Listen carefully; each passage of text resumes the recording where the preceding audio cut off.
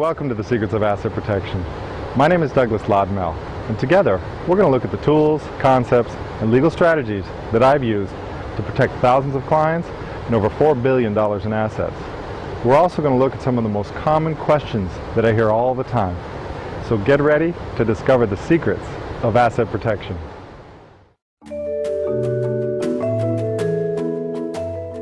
Everyone in here already has their own private security force around some of your assets. Which assets? Do you know? How many people know which assets they have are already protected? Home? What state? Texas?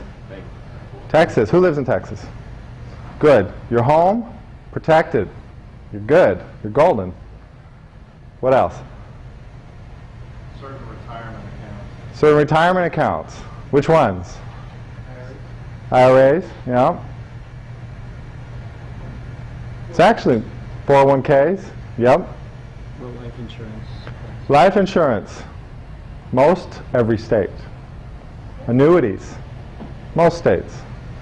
401ks, Keogh plans, defined benefit, defined contribution, all states. So you already have quite a bit of asset protection. In fact, here's the spectrum. There's some really, really, really bad ideas out there. There's some really bad ideas. They're the ones at the bottom. Don't do them. They will get you in trouble. And I'll tell you how to identify them. If someone comes to you and says, hey, I got a plan that'll protect your assets, by the way, you won't have to pay any taxes, bad idea. In fact, it's such a bad idea, it could actually lose you everything you have. These include abusive tax plans, Massachusetts business trusts, common law trusts, constitutional trusts, international business corporations, Nevada trusts, Nevada corporations. All these things that have tax motivation behind them, bad. How about just hiding all your assets? Swiss bank accounts, numbered, private, secret. James Bond. Doesn't work. Bad. You go on a cruise to Grand Cayman, they encourage you to open up an account. Bad. Don't do it. Assets in the name of your spouse. Oh, that sounds better, right? I'm the high-risk spouse, the doctor. Put it in my name of my low-risk spouse. How's that sound? Bad. Bad on so many levels. I can't tell you. Bad for estate planning. Bad for divorce. Bad when your spouse gets into the accident and loses all your assets. Bad, bad, bad. How about bankruptcy? Well, now we're getting somewhere. Bankruptcy is actually how you protect your Texas home. It's in the bankruptcy statutes. Bankruptcy is how you protect your 401ks, your IRAs, and all that. So bankruptcy is actually the first thing on this list that's really for real. Insurance. It's good because you get to choose. Bankruptcy, you're kind of stuck with the laws. Insurance, you go and buy all the insurance you want. It's getting better. Standalone corporate shield. This one's really confusing to a lot of people. The corporation has a thing called the corporate shield. So if I run GM, or better, I own stock in GM, and GM makes a bad car and goes totally bankrupt, am I okay? Yeah, I mean, they can't come and sue me. I just own stock.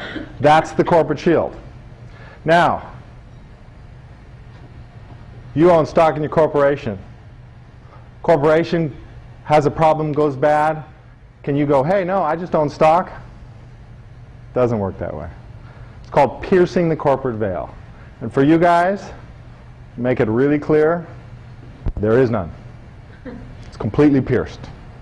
Before you start, it's completely pierced. You have no corporate veil, so you cannot rely on it. Does that mean corporations are worthless? No. Does that mean that you shouldn't do the LLC for your satellite practices? You should. For sure, I agree with what the speaker said this morning. That's how you would do it. You set up an LLC. Because the LLC still does create the corporate shield, but it can't create it for you in your practice. But it can create it for some of your assets. And I'm going to show you how to do that. Limited partnerships, LLCs. Now we're really talking. These are getting really good. And really the key to asset protection, the one thing that I can say with absolute certainty that I have never seen break, has never broken for any of my clients, I absolutely believe will never break. It's called the Asset Protection Trust. Why am I so sure? Is it because I have such great faith in our legal system and I believe that the judges are going to respect that entity so much? No. No. It's because I take it out of their hands. It's because I don't trust the U.S. courts, the U.S. judges, and the U.S. legal system. I actually remove myself in the form of my assets out of the system. I make it so that they don't have the control. And I'm going to show you exactly how.